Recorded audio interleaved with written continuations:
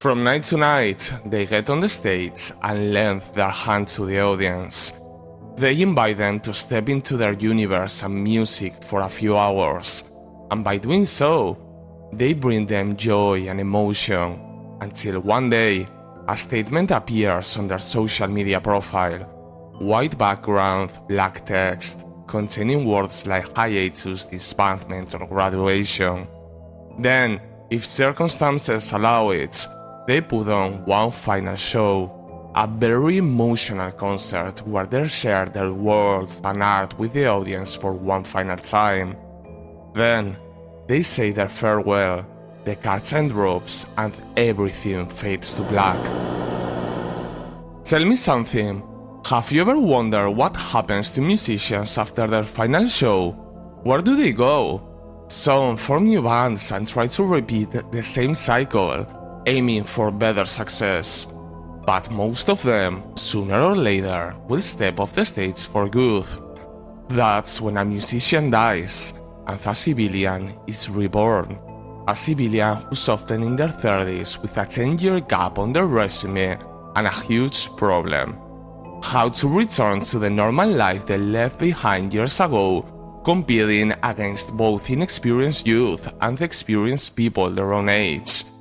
Most disappear from the public eye completely, but some have documented their journey for the public to see, leaving the wildest stories along the way. There is even one former musician who became the Visual Kei salesman, wearing a business suit combined with wild makeup and hair. And somehow, that isn't even the crazy story. So tonight, let me tell you the three endings of Visual Kei musicians: the good, the bad, and the strange.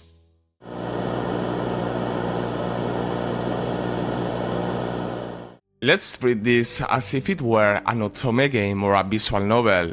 Life has multiple choices and hence multiple endings, just like a video game. The first one is the good ending, the kind we wish for all the musicians we root for.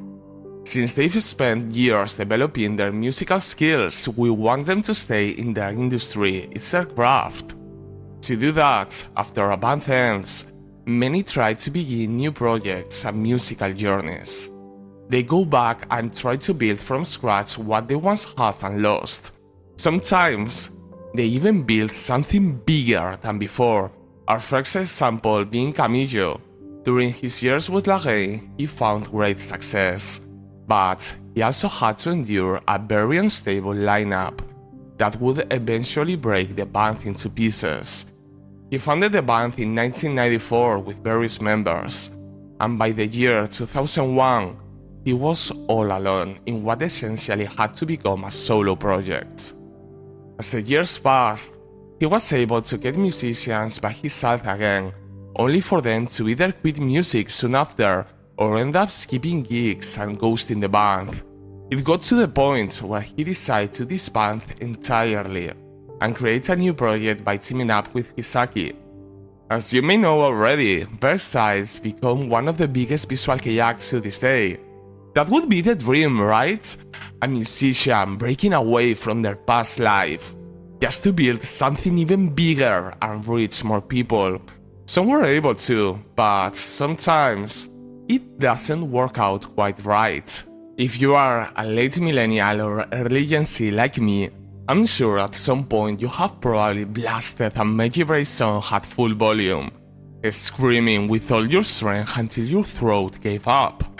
They were once a beloved, successful band that went on an indefinite hiatus, with some members even surrounded by heavy allegations and dark drama.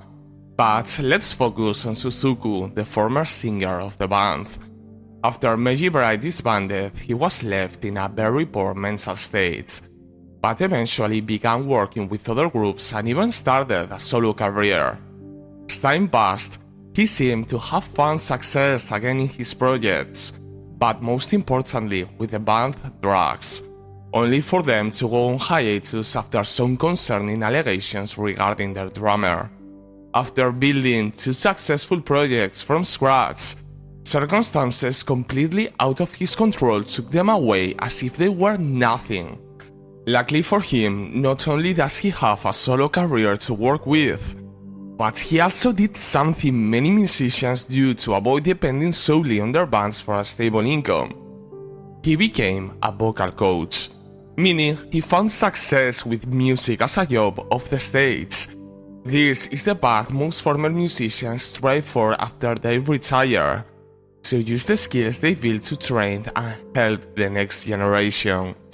Musicians like Yukari from Visor became studio producers, helping to record, mix, and master the music of newer generations. Others like Yoichi Miyazaki from last year became composers for idols and seiyuu, entering the vast industry of J-pop and anisongs. Some still have their own musical projects, others transitioned quietly and left the stage behind. Nonetheless, their musical abilities gave them new employment and a stable income, allowing them to do what they enjoy most without the pressure of selling albums. Now, this is the good ending, musicians honing their main skill.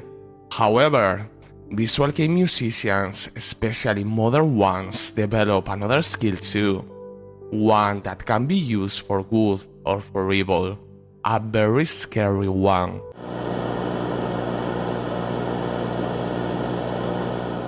Sometimes bandmen go rogue and use their skills to actually hurt people for profit, or worse. This is where things get evil and disgusting. Visual Kei bands are parasocial by nature, especially modern ones, where musicians tend to offer a sense of control, affection, and belonging to their fandom. Fans project all kinds of fantasies onto them, whether it's a need to belong, romantic and aspirational desires, or even just hope for a better future for themselves.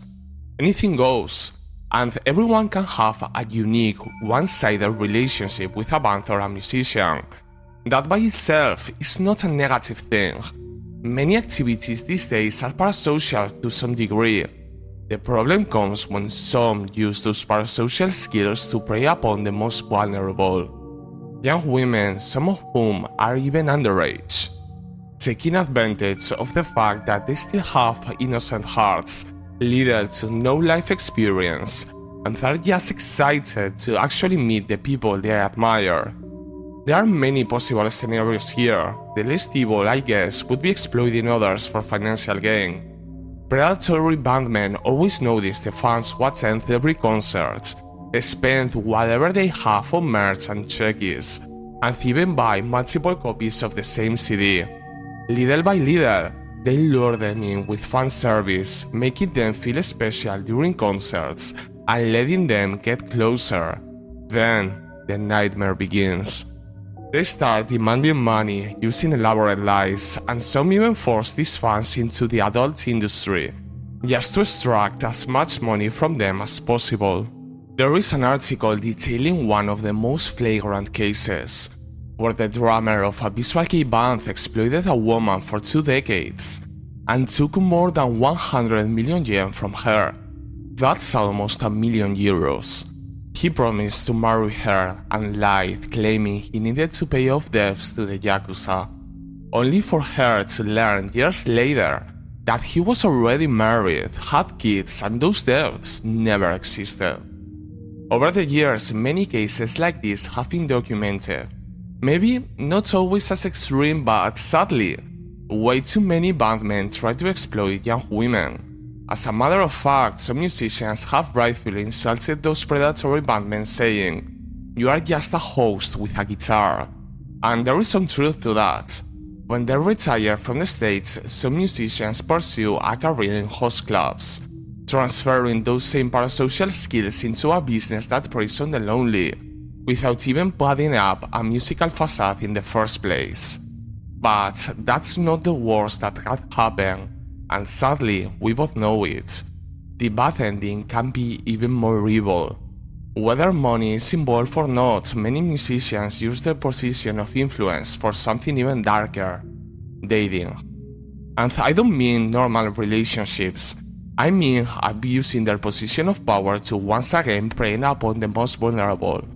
You know exactly what I mean. I'm not going to be explicit here, but just off the top of my head, there are many alleged cases. Recently, Yoshiatsu from Jrock and Vkei was exposed for allegedly dating someone inappropriately way younger than him. It is claimed that Mia from Meiji Braid did the same, and the other parts involved had an even worse ending.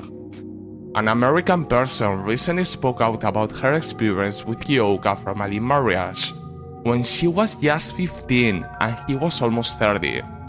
These are alleged claims, of course, but there is a pattern here.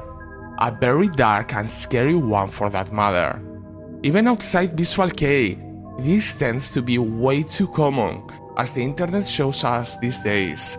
Any parasocial relationship can take a dark turn. Way too many people in positions of power target those who feel lonely, misunderstood, or are silently carrying too many burdens. They identify them, love bomb them, and begin manipulating them to get exactly what they want. It's a minority, but it happens all the time. Thankfully, once they are exposed, most of them retreat from public life and lose all of that power. Now, tell me something. What happens when former bandmen don't stay in the music industry, but actually have a good heart and aren't evil? They get the weird ending, and this is where all the wild stories live.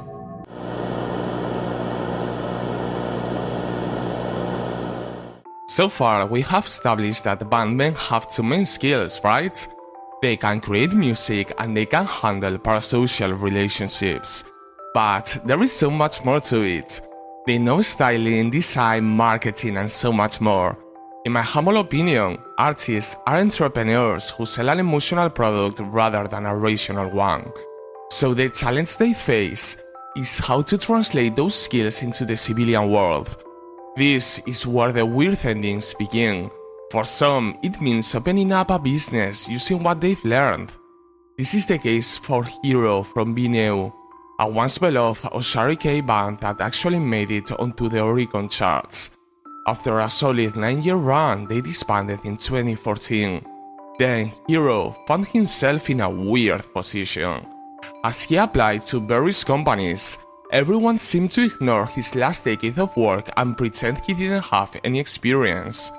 That went on for a while until he finally found a job. The story could have ended there, but then it wouldn't be a weird ending, right? He soon realized he was trapped. The only job he managed to find was at a black company working more than 12 hours a day for a meager wage that didn't even cover his monthly expenses. Even with a full-time job, he had to drain his savings just to stay afloat. Imagine that for a second. To work and work, yet his life didn't get easier. All he could do was stare at his hands. Luckily, as a former bandman, he had the resources to realize what was going on, and he made a massive pivot in his life. What's the one skill all Osharikei bandmen have? They know how to make music, they are charismatic, and more importantly, they understand beauty and femininity with absolute expertise. After all, if you are interested in beauty, these are the people you want to learn from. Not influencers, not models. That's for amateurs and tacky people without taste. You want the ones who, despite being men, can transform themselves into a real-life version of Neo Queen Serenity. So, he decided to pursue some formal training, and rather than working for others, he ended opening up his own beauty salon, Dear Lily. Not a single company believed in his skills, so he ended up proving them all wrong by building his own. This is something many musicians do, retire or not. Koki from Vivid became an entrepreneur. As soon as his band came to an end, he founded a startup and even had plans for an IPO on the Tokyo Stock Exchange. Others maintain their businesses while they are still touring and recording with bands. Seth is a cafe owner. Mana, following the Onagata tradition, has his own fashion business, and Yoshiki is a full-blown business mogul. If you think about it, it makes sense, right? They began by selling an emotional product that feeds the heart and soul, and most of them, when they needed a stable income, transitioned to selling rational products. But being an entrepreneur is just one strange outcome. one for those with good timing, connections, and an appetite for risk. What happens when a former musician doesn't want to launch their own business? It gets way weirder. Let's circle back a little. Being in your 30s with no professional experience and companies ignoring your band work or treating it as something illegitimate. How do you even ask for a job then? Well, with sheer stubbornness and a little luck, anything can happen. That's the case of the Visual Kei salesman, Mihiro. A touring musician throughout his 20s, he soon found himself in his 30s, wanting to get out of the music business and find something more stable to rebuild his civilian life. At first, it was hell for him. He was rejected by multiple companies, jumping from one black company to another, until someone recognized his abilities. Another former musician who was already integrated into the business world hired him at his company. From there, he found his calling in sales. That is, until one day his boss approached him with a very unusual request: to embrace his powers to motivate the sales team. After discussing it with his wife, he decided to start doing business presentations in full hair and makeup, holding absolutely nothing back, acting just like a bandman, hosting and performing in front of a very formal audience, using the skills from his past life for good rather than to prey on the vulnerable. It turns out parasocial skills are an amazing superpower. And while seeing this in a formal setting is uncommon, surprisingly, he isn't the only case. Shotaro Date, a chief engineer at Honda who has contributed to more than 250 patents, still rocks his wild hairstyle despite being in his 80s. But for others, life has a different ending planned for them, one where Visual Kei becomes just a precious memory of their former lives. This is the case for the person who inspired me to tell tonight's stories, as his own went semi-viral on Twitter a few weeks ago. I'm talking about Lina from Luna de Miel, a small band that brought joy to many decades ago and then became just a sweet memory for those who were there, and an incredible treasure for those who discover them now, which is exactly what happened with his daughter's classmates after she sent a picture of her dad's old band days to their class group chat. From there, Lin explained that he became a tracker and left professional music behind. However, he still plays the guitar. He never truly abandoned music, and he tries to pass that same spirit onto his daughter, who used to play with his old stage clothes when she was little. This is the case for many. They took a risk in their 20s, left their footprint on music history, and then just went on with their civilian lives. They got married, had kids, and found more stable jobs. It is said that Soan from Orang became a tax attorney, and Tomohiko Matsuda from the Cool Chick Child became a clinical psychologist. There are even some wilder claims out there, like Rou from Vampire allegedly becoming a tea ceremony instructor, and Natsuki from Oz becoming an avocado farmer. Although most are probably true, others are harder to verify, as musicians at this stage don't always want to talk about their private lives anymore. This is why some post on blogs and others even become YouTubers, while many just take the Klaha route and vanish completely. However, the avocado farmer always reminds me of those memes of an ex-Microsoft employee leaving everything behind for a farm before AI takes over the world. Kind of wild, huh? They say every story has a beginning and an end, and sometimes the two of them are the same. It all begins with a kid picking up an instrument or learning how to sing in their childhood bedroom, just to express their inner world. Then, if their newfound calling takes off, they leave everything behind in hopes of making the most out of the experience. And it ends with an adult picking their instrument back, alone, reflecting on how they left a mark and lived some amazing years because of it. Even after their careers have ended, most of them still pick up their instruments and keep playing, as music has become a permanent part of their lives. If you ask me, that's the most precious thing. Life can be a wild force, and no one knows its ending or even where they will be next year. But as it moves on, they always carry a piece of their past life in their heart. I'm sure that's something they'll cherish forever, don't you think? Tonight's stories also open up a few more paths to dive further down the rabbit hole, like the weird economics of Visual Kei bands and even the actual origin of Chekis. Those are some really curious stories. I'm going to add them to my list. I actually have more than 40 pending Visual Kei related stories already, plus some from my previous incarnations into the Wire that I would have loved to make back then. Some of the latter aren't Visual Kei related or even stories per se. Those will make for some interesting nights. At this pace, we'll be in this anime castle for years. Anyway, I digress, little by little and night by night. I'm V and I've been your host. Not that kind of host, dummy. For the night. Thank you so much for spending your time with me. Until we meet again.